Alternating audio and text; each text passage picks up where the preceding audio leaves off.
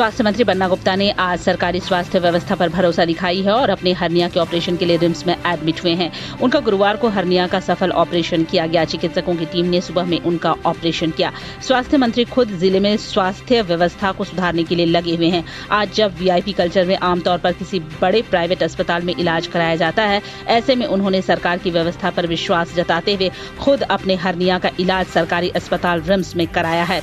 इस बाबत जानकारी देते हुए उन्होंने बताया कि सूबे के स्वास्थ्य मंत्री श्री बन्ना गुप्ता ने बताया कि सरकारी व्यवस्था पर विश्वास जताते हुए मैं एडमिट हुआ हूं।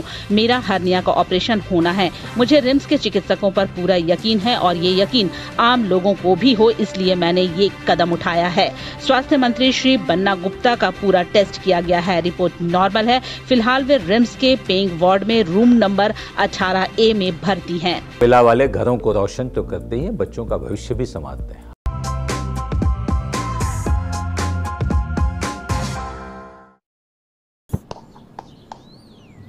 चिकू, तुमने बोला बड़ा रोल मिला है तो मुझे लगा। क्या लगा? लगा कि सेल्फी तो बनती है। चाचू, मेरा टैलेंट सेल्फी में फिट नहीं होगा। ओह,